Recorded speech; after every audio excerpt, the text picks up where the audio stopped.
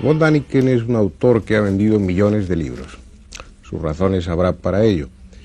Él defiende la hipótesis de que en el pasado remoto seres descendieron de las estrellas, seres muy tecnificados, y enseñaron al hombre.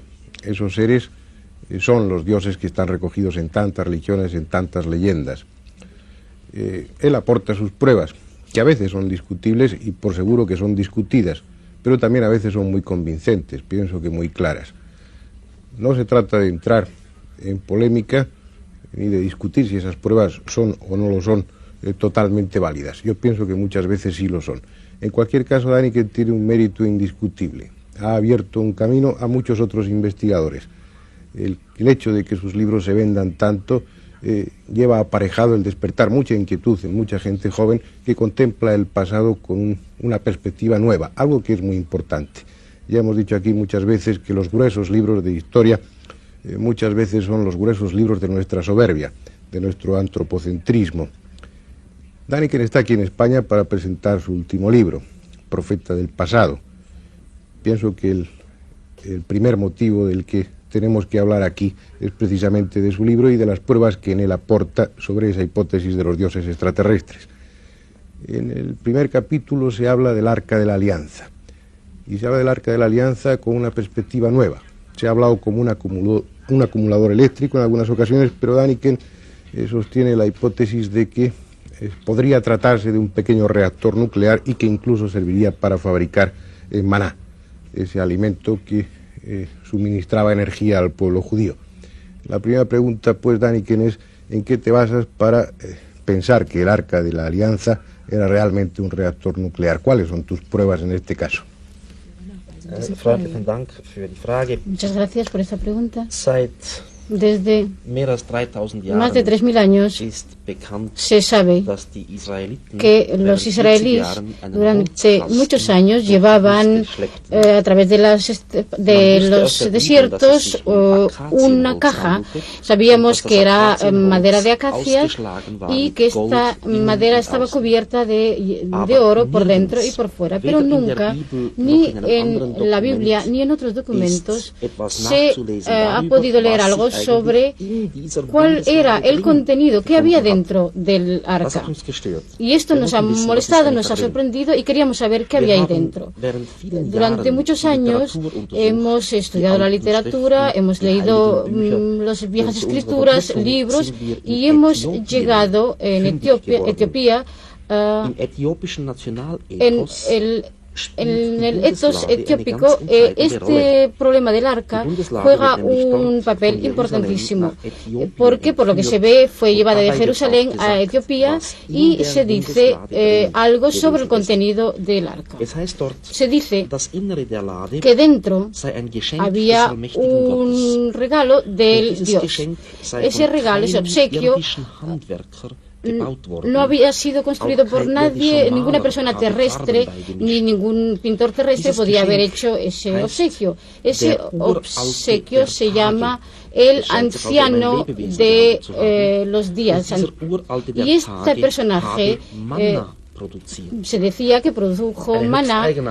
Esta es quizás una explicación bastante sorprendente, y se dice en este poema de Etiopía que este personaje tenía dos cabezas, una cabeza superior y una cabeza inferior mayor que la primera.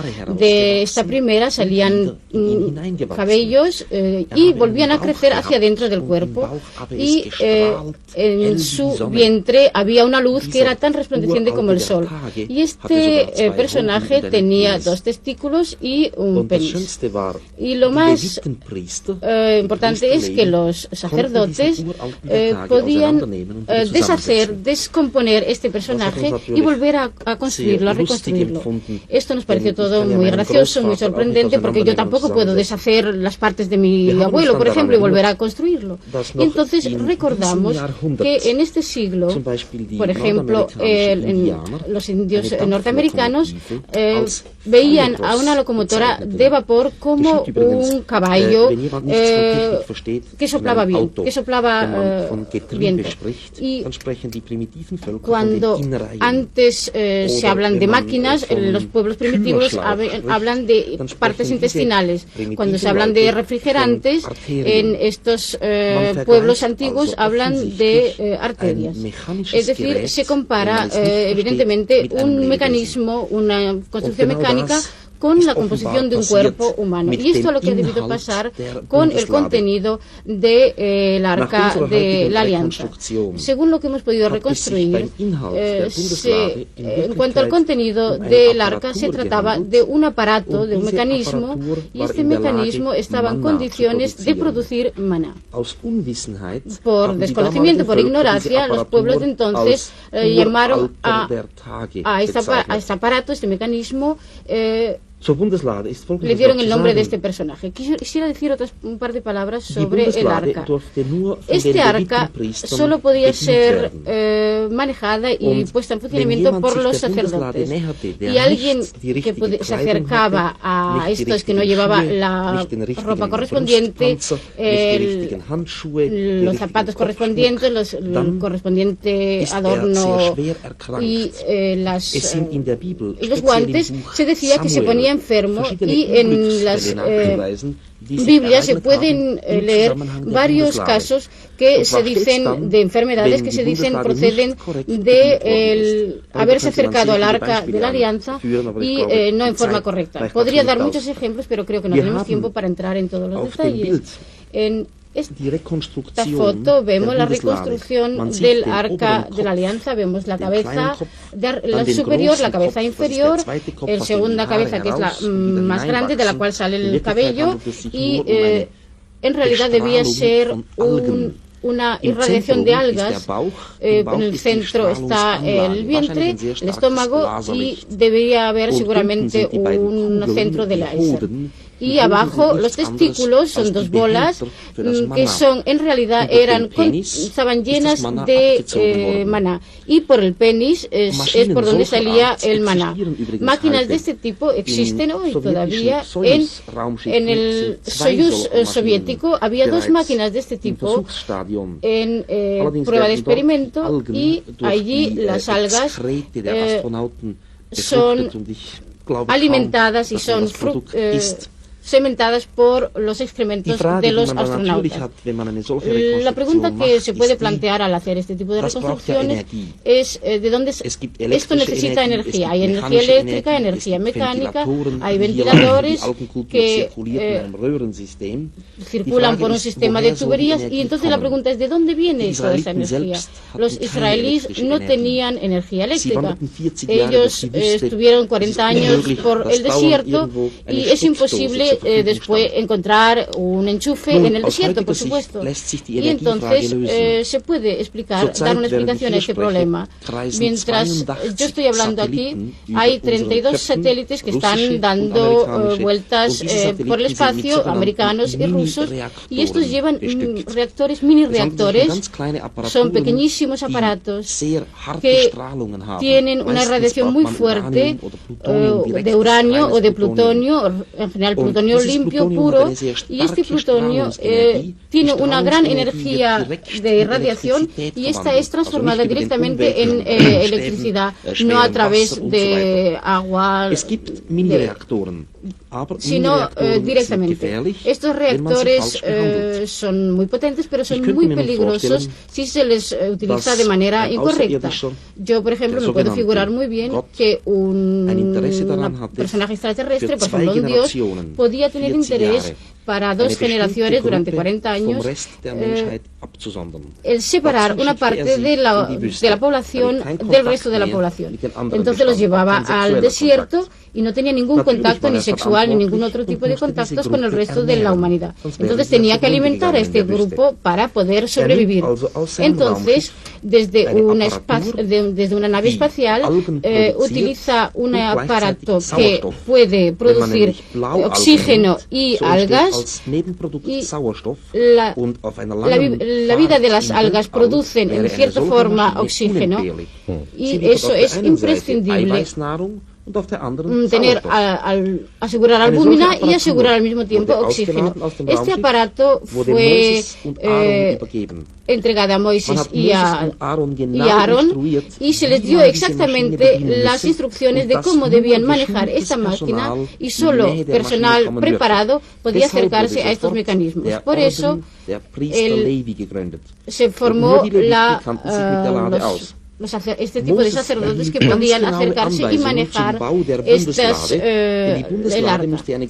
Esta arca tenía que tener una dimensión muy determinada, porque dentro había que poner toda la maquinaria del maná o solamente una parte, la parte que era peligrosa y que producía energía. No debemos olvidar que en las antiguas escrituras, en la Cábala, se decía que este personaje era deshecho, descompuesto y volver a componer. Quizás en el arca había parte de este personaje. Hasta ahí. Perdón, Daniken. ¿Dónde crees tú que está ahora el arca de la alianza? Hemos procedido de un modo criminalístico, por así decir. Hemos estudiado muchos libros antiguos y hasta el punto que podemos reconstruirlo según nuestra opinión. Hoy en día el arca debe estar en el subsuelo de la iglesia Santa María, de la iglesia cóptica, en la ciudad Aksum, en Etiopía. Uno de los aspectos que comentamos con frecuencia en este programa es lo extraño que resultan las culturas megalíticas. Aquí decimos a veces que parecía que los hombres antiguos habían contraído la locura de la piedra. Levantar monumentos imposibles en una época en la que, según la arqueología, no tenían ningún instrumento técnico. Pensar que monumentos como tantos de los que hemos mencionado aquí, Stonehenge, Tiahuanaco y muchos más, hayan sido levantados con un esfuerzo descomunal, sin conocer las ruedas, sin conocer los metales, es difícil de creer. En el libro de Daniken hay una parte muy interesante, dedicada a la isla de Malta. Ahí, dentro de todo ese contexto megalítico, Daniken ha encontrado lo que él llama unos raíles, y pienso que es la imagen que más sugieren estas muescas en el suelo, y sus consideraciones en torno a esos raíles me parecen, y esta es mi opinión, bastante acertadas, y me gustaría que él las repitiera ahora para ustedes. Malta tiene tres islas principales y todas estas islas están cubiertas de estos carriles extraños. Cuando se ven estos carriles, se tiene espontáneamente la impresión de que se trata de huellas de carros. Yo mismo en Malta he oído decir que se podría tratar de huellas de una especie de trineos que transportaban cargas pesadas. También se me dijo, señor Daniken, piense usted o imagínese usted que se coge el tronco de un árbol que en la punta tiene forma de horquilla, y esta rama en forma de horquilla se cuelga al cuello de un animal y encima se pone un peso. Ahora el animal se mueve tirando detrás de sí o arrastrando detrás de sí este árbol. Esto también podía producir estas huellas. Bueno, hay muchas explicaciones más, pero tengo que decir que las versiones que se nos han dado no me parecen correctas. En primer lugar, para esto hay que saber que las huellas en Malta no son huellas paralelas. A veces se alejan un carril del otro, a veces se aproximan. Por lo tanto, cualquier versión que dé como explicación unos ejes fijos no puede ser correcta, puesto que entonces no podía producirse este fenómeno. Aparte de esto, hay que decir que las islas de Malta están en el Mar Azul del Mediterráneo. Hasta entonces tampoco se ha pensado que quizás las mareas podían tener alguna influencia, pero hoy en día se han mandado a submarinos para investigar el caso, y se ha visto que no ha sido cierta la teoría de las mareas, sino que hay dos teorías más. Se puede pensar que las islas de allí se han sumergido hace mucho tiempo, pero en fin, son teorías que tampoco se han podido comprobar. queda la pregunta: ¿qué es lo que eran estas islas y qué es lo que ha producido los carriles en las islas? Yo no puedo contestar a esta pregunta, solo puedo transmitir mi duda a la arqueología y espero que con las nuevas experiencias que hemos tenido se va a intentar aclarar este misterio. Otra parte interesante, otro capítulo, se ocupa de unas ruinas extrañas en Zimbabue, de unas paredes de hasta 10 metros de altura, unas torres que no tienen entradas ni ventanas, unas construcciones extrañas sobre cuyo origen se sabe poco, casi nada, y mucho menos aún sobre su función. ¿Qué es lo que piensa Däniken en torno a las ruinas de Zimbabue? Creo que voy a hacerlo muy resumidamente. Hay muchas especulaciones sobre Zimbabue y a nivel arqueológico no hay respuesta definitiva. No se sabe quién ha construido, no se sabe cuándo se ha construido y no se sabe sobre todo por qué se ha construido. Yo no voy a poder explicar aquí todas las variantes, pero nosotros hemos llegado a la conclusión de que se podría, en que el muro de Zimbabue elíptico, se podría ser la reproducción de un modelo de sirio.